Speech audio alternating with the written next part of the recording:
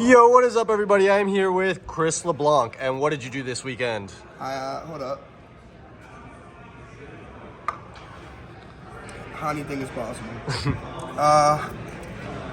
Well, I played a lot of close friends. I got top 32 at the YCS. I ran the gauntlet. I'm gonna go over my rounds actually. But before I do that, huge shout out to Team Planeta, of course, TCG fandom. They're the nuts. You should check out their gear. Shout out Ruben, of course, for filming the profile, for testing with me. Polly for flying to Florida. Tommy for flying to Florida to test. Hani, of course, always, and he built the deck.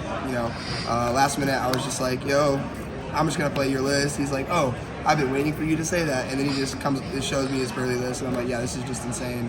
But also at the same time, I was testing a lot. I played a lot on DB. I played a lot of locals. I went 20 and 2 at locals over 3 locals that were right before the YCS, so it was nice.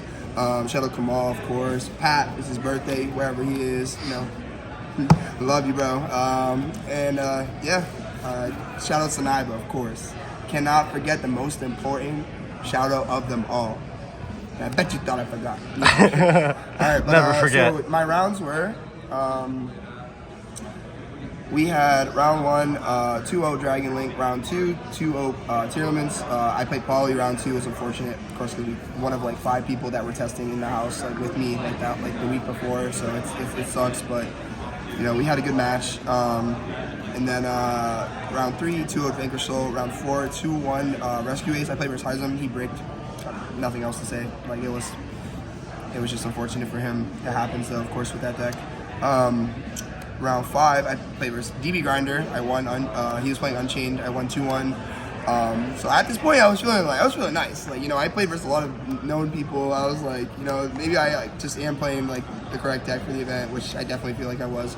Round 6, 2-0 Rescue Ace. Round 7, 1-2 Rika. I missed off a White Cat twice. Very unfortunate, which pretty much cost me the game. Also, I drew 0 non-engine game 3, which we did the percentage on. I'm a stats guy. I have to know the percentage of when I draw a crazy odds hand, and I literally it was less than a 1% hand, where you just draw 0, which is crazy. So that was an unfortunate loss, but I did not recoup the next round. I lost to Beckman. Shout out to him too. He 2-0'd me. The only person that I didn't take a game off all weekend. So that was pretty crazy. And then round 9, I 2-0 Vanquish Soul. I had to play through Gozen, Rivalry. I did this cool play where I made Happy, and then so I made Happy, and then I activated Sleepy. Sleepy bounced the Gozen match, and then all he had was the Rivalry up. So it kind of made it awkward for him because he's playing Vanquish Soul. But it was kind of cool though. Day 2, round 10, Rescue Ace. I played versus Elijah Green, another good opponent, close friend of mine. And then on the bubble, I played against Runic Stun. He won the dice roll. I was obviously sweating, and then I saw him some Inspector Border, and I was like, oh, this is how my day is going. But I did top deck Imperm, which was insane. Of course, I had to get lucky. But I played 6 outs. You play 3 Book of Eclipse, 3 Book of 3 Imperms. So that's 6 outs. You're supposed to draw that. I'm sorry, that's over 50%. And then in top 32, I lost to Jose, of course. Shout out to the homie. Shout out to Jose. Yeah. But yeah, good tournament overall. I did make a mistake in top 32. I think we both made mistakes in top 32, where we could have solidified the game if it was played perfectly. But obviously, there's a lot of pressure. We're playing versus each other in a high intense situation. So I totally understand making mistakes in that spot. Also, kind of feels like you're just play testing with your friend. When you play your friend in Top Cut, at the end of the day, you are just playing Yu-Gi-Oh because it's fun. And then you just play your friend in Top Cut, and you're like, damn, it doesn't even feel like we're playing for to win the YCS. So, but yeah, let's get into the deck. All right, for the main deck, the engine cards, I played 6 cats, of course. Maxed out on all of the quick play spells. You pretty much have to play the standard 23. If you're not playing 3 field spell this format, you don't think Rescue Ace is a deck, which is very untrue. I think is insane. You definitely have to be prepared for it.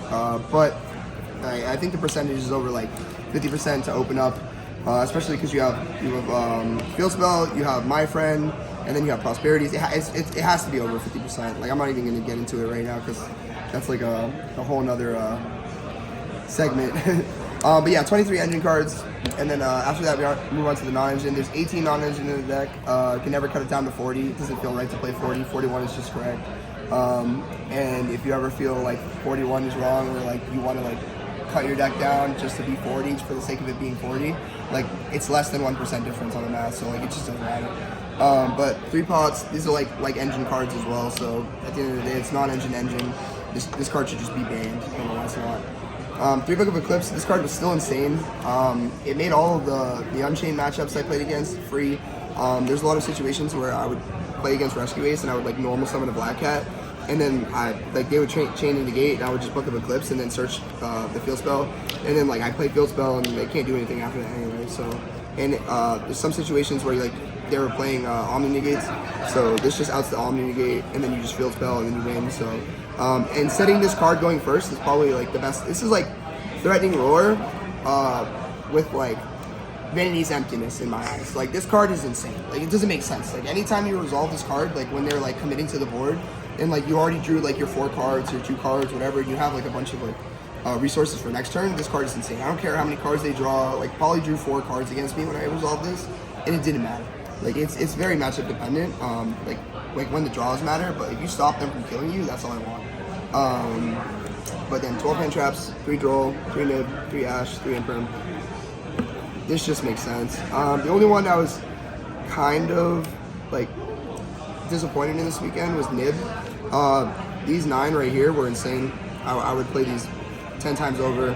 A lot of the time when I was playing against Rescue Ace, when I was going first, I would do my board, and then like I would draw into Droll, and like it was impossible for them to win at that point. Any deck when you draw into Droll, like when you have Noir, it's like almost impossible for them to beat you anyway. So definitely a very high impact card. But that's it for the main deck. For the extra deck, so the links, we have Anima, Dark, and SP. These were insane. I feel like I could have gotten away with not playing Dark, but Dark is just too crazy. Like you're gonna need it in certain matchups.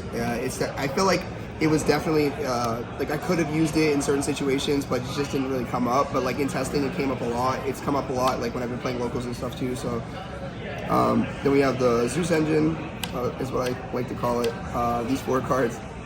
This card's insane when you go first. You set this up. Unchained can't really win. It's really good versus tier as well. Like stopping, like interacting with their stuff before they go battle phase is insane. If they have to go battle phase to kill it, that's fine because you just live.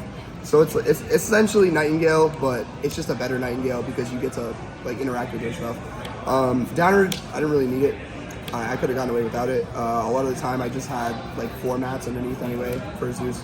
I summon Typhon a lot. Honestly, this card is insane. There was one round where I banished it. It was just a huge mistake. And it probably would have won, but that's something you need to look out for when you're banishing for pot. It was a little bit more difficult banishing cards for pot this format, this event, because there's a lot of single like removal cards that you need in your extra deck. Like SP, you can't really like, and it takes up for the spot of all the cards that you would banish before. So now you have like actually like a hard decision when you're banishing. So it kind of takes a little bit of decision making. But then we have the Purrely Exceeds. 101 is, this is just perfect. There's no explanation that goes into this. A lot of the time I'll banish this up Prosperity, the second one. So, and then the side deck, 3 Shifter. This card's insane. If you're not playing this, I'm sorry. Like, Tears running around. Obviously, you have Vanadium. You have all these decks that pretty much have to pass turn to this card. The only time I really use this card is when I'm like letting them commit into the board first. Or commit cards instead of just shifting them into the draw phase, because they're more than likely not playing talents in a deck like tier. So I'd rather just catch them like slip in and then like make them like discard cards essentially is what it is. And lose resources. So, like, yeah, of course. Like when Polly when I played against Polly, like he went Foolish Burial. I said sure. He went Sendigito. Like like shifter on the effect, and he lost Purrely. So like losing a resource like that is insane. Like in that matchup, you know, especially because like it takes away their Agido for next turn. So Hank Shops, this card should be banned. I would play 3 of this card if I could. 3 inscription. This card's insane. Insane versus tier. Insane versus Unchained when you go first. Good versus Rescue Ace because you can stop them from banishing cards. So like this card has a bunch of utility resources. 2 Encore. This card's insane. You have to play it. Maybe even 3. The backward destruction. These cards are cracked. Especially with Prosperity in your deck. I feel like this maybe you play more, but I don't think you need to with a deck like Purrely because you have a lot of like engine like outs to stuff in the format. So and then this is the God card. I never draw this card, but if I ever do, I know I'm winning the game, guaranteed. Like I drew it one time the whole tournament and I won. Like, this is not even fair. But yeah, that's the deck, and we'll see you guys next time.